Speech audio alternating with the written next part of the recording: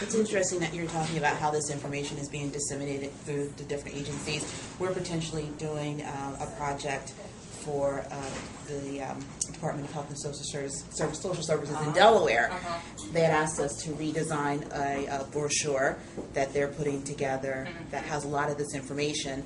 And I got the notice from Kimberly's blog. I've been a member for years, not a mother, but I love what you're doing. And I said, wow, this ties in directly with what we're doing. It connects so much. It seems that instead of a redundancy of the messages that are out there, there would be some consistency across the different state agencies. So it didn't. Now that's a different issue. I can tell you, people know minority health, too, right? But it is fascinating. It is fascinating because I will say that some of the people from another agency were feeling a little like, oh, you guys over here at Office of Minority Health are taking on this issue. So they do have some sort of backbiting and competition. Politics is everywhere. Everywhere. And it's amazing to me that it would be that way instead of everybody saying, okay, we'll use all our resources. That's true. We're looking at it from a purely marketing standpoint about how you create that consistency. So this is great. And also you can go on the omhrc.gov website and get their material, the stuff that we put together for sure, if it helps. Yeah. In terms of me being a community organizer, not necessarily, because there are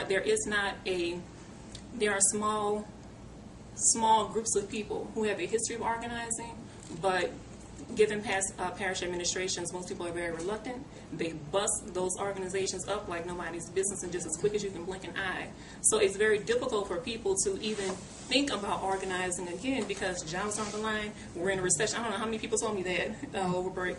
We are in a recession, and I'm saying to myself, I'm trying to help you get out of your recession, so we can do what we have to. But I just see this as an issue that requires collective cooperation, not just health professionals, but anti-violence activists, folks who focus on the prison industrial complex, folks who are involved in psychological, because the term health is very involved. So my biological health is also, and I think the speaker who talked about racism and she was right on point. Because it requires, also talking about economic issues, also talking about social issues, how black women are culturally devalued.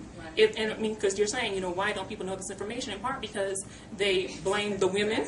They say, you culturally devalue yourself. You are not fit to be a mother, so on and so forth. And you're not worthy. So you know what? If you all die, so be it. Exactly. But I also think, to your point, it's also about who's down there in the community locally. Who can really, get things going. It's hard. From a federal point of view, to really do that. You really need the people who are down there on the ground, who know the town, who know the way things go, to really shake things up. Definitely. I just wanted to say also to her point that one of the key ways that we can help turn this around, and Tonya and I have this conversation, it's really about changing, and what she's doing is really changing the face of infant mortality, because people do view it as a poor woman's problem, and no one really cares about poor black women. So the fact that college-educated black women are having the same, and we have the same thing, because how many of us, how many college-educated black women in the room knew that they had the same risks as our disadvantaged sisters, So there's a miscommunication that's going on even amongst us. So we're saying that's not my problem. I'm saying that's not my problem, when it is my problem. It is me.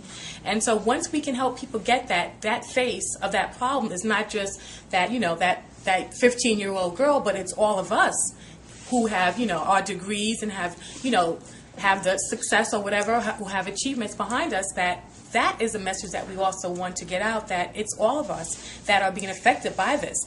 And that, and once we can all take that on, then we can have so many more people behind it instead of saying, well, that's not my problem.